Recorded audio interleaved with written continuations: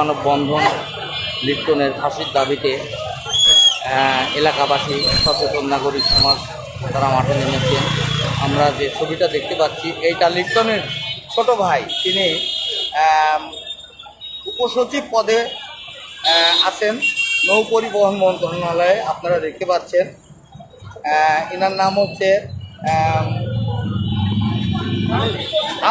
আলমগীর কবির Byron.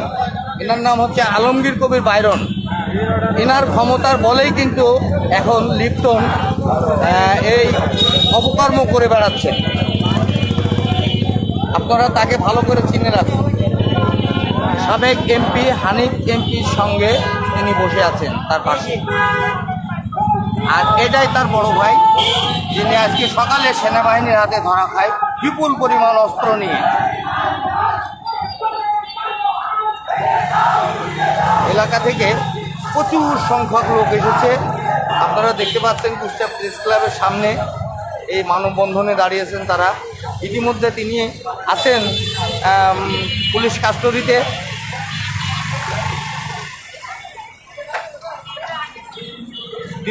দীর্ঘ 7-8 ঘন্টা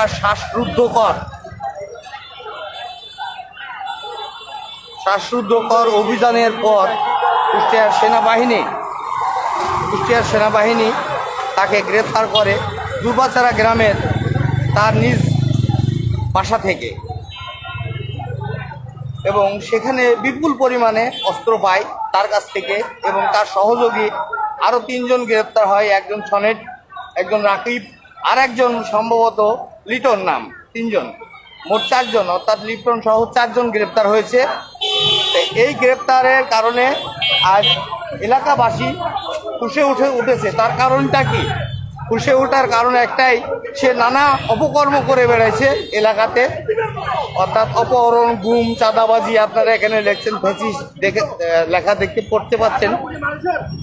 fascist হানিফের সহযোগী বিএনপির জাকির সরকারের দোসর।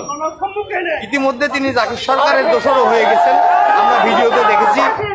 বিপুল পরিমাণ অস্ত্র সহ আটক, একাধিক খুন, অপহরণ ও চাঁদাবাজি মামলার আসামি তালিকাভুক্ত শীর্ষ চরমপন্থী। অর্থাৎ কিছুদিন আগে কুষ্টিয়াতে আর এক চরমপন্থী গ্রেপ্তার হয়েছে, আপনারা জানেন মনে হয়। সেটা হচ্ছে সুব্রত বাইন। এই সুব্রত বাইনের মতোই কিন্তু তিনি একজন এই কিলার, সেই কিলার। মনে হচ্ছে চেহারা থেকে মনে হচ্ছে সুব্রত বাইনের ভাই মনে হচ্ছে না? সুব্রত বাইনের দাড়ি ছিল আর দাড়ি নাই, তাই তো? হ্যাঁ,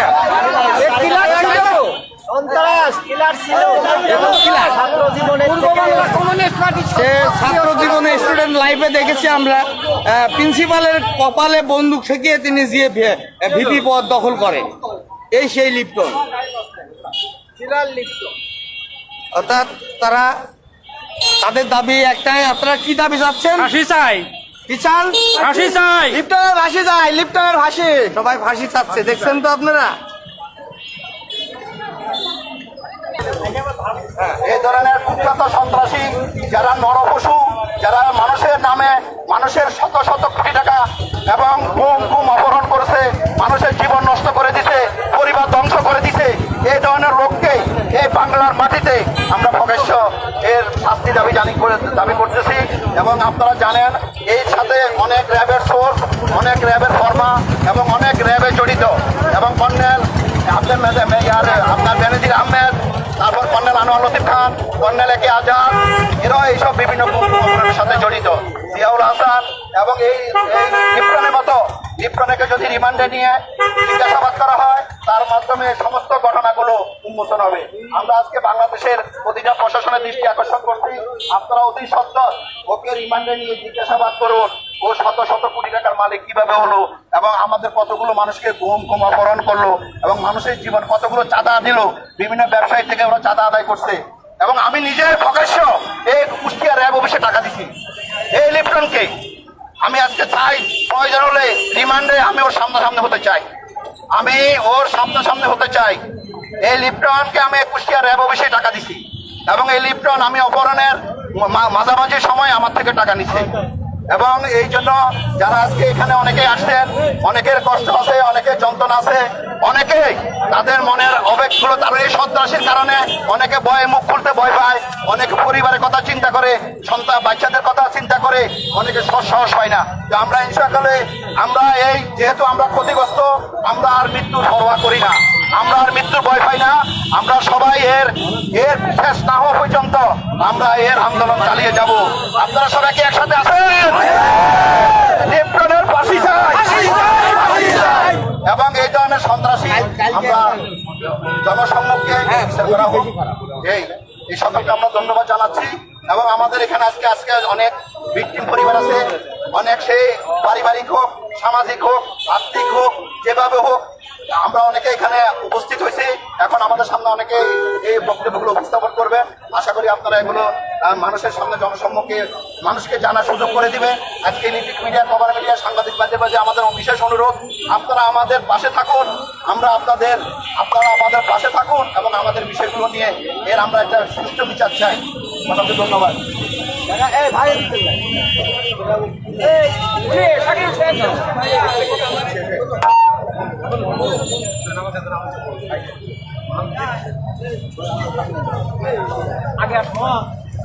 আপনারা দেখছেন জনগণ তাদের এলাকাবাসী কিভাবে নির্যাতন করেছিল, আমি এই তারই ক্ষোভ প্রকাশ করছেন তারা। প্রতিবন্ধী হয়ে আছি।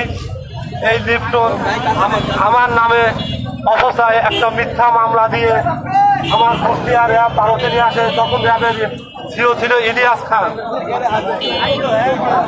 ইলিয়াস খান সিও থাকাকালে আমাকে যখন বংশীতলা গ্রাম থেকে অ্যারেস্ট করলো, অ্যারেস্ট করার সাথে সাথে এই যে লিপ্টনের সাথে যে ধরা পড়েছে এই সনেক, এই সুজন, এরা র্যাবের পটিকাইতে একজন পাবলিক কিভাবে এই সরকারি প্রশাসনের পটি পায়, এই লিপ্টন সেই পটি ম্যানেজ করে ভুয়া র্যাব বানায়া আমাকে ধরার সাথে সাথে টাইম পাওয়াটা ভেঙে ফেলা দেয়। এই লিপ্টন সঙ্গে র্যাবের সঙ্গে এসে র্যাব ভারতে আসে আমার বাম্পার কটিয়ারা ফেলা দেয়। পরের দিন আমাকে দুর্বাসারে নিয়ে আমার মাথা এড়া ফেলা দেয়। অস্ত্র থাকার জন্য, প্রশাসনিক অস্ত্র থাকার জন্য অস্ত্র খোঁজের ভার আছে। কেন দুর্বাসার লিপ্টনের বাড়ির থেকে অস্ত্র দিয়ে আমাকে চালান দিল? আমাকে 3 দিন আমাকে গুম করে রাখেছিল। আমার অ্যারেস্ট করে নিয়ে আসলো র্যাব ভারতে না রাখে আমাকে কেন হাউজিং মাঠে রাখলো? আমি সেই সব অপকর্মর বিচার চাই। এই লিপ্টনকে এখন জিজ্ঞাসাবাদের জন্য অনুরোধ করতেছি। বাংলাদেশ সরকারের প্রতি আমি দৃষ্টি আকর্ষণ রাখতে চাই। আমি কুষ্টিয়া মিডিয়া ভাইদের কাছে এই দাবি রাখতে চাই। আমি এখন জীবনবদ্ধ মানুষ, আমি কর্ম করতে পারিনি। আমার 5টা সলভিয়া, আমি সলভিয়ার ভালো খাতে দিতে পারিনি। আমি এখনো ডেলে দিন 260 টাকার ওষুধ না খালি আমার এখনো শরীর চলে না। আজকে আল্লাহ আমাদের দিন ফেরাইছে। এই লিপ্টনের বিচার চাই। কুষ্টিয়াতে ফাঁসির দড়ি তুলতে দেখতে চাই আমরা এই লিপ্টনের অপকর্ম বহুত কিছু দেখেছি। বাস্তব প্রমাণ দেখতে পারেন আমার কাছে আছে।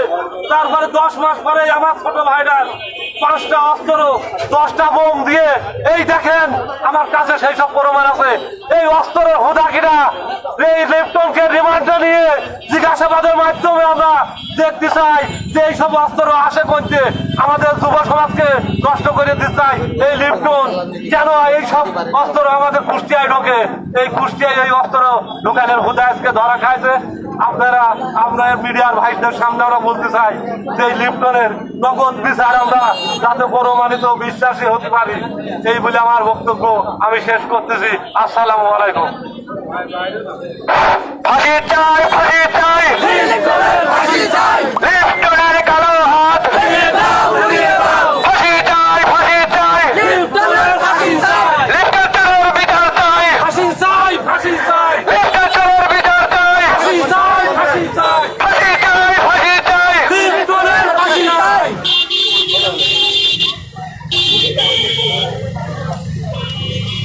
আমরা এসেছে সন্ত্রাসী লিপ্টন গ্রেপ্তার হয়েছে। যারা গ্রেপ্তার করেছে তাদেরকে অত্যন্ত ধন্যবাদ জানাই।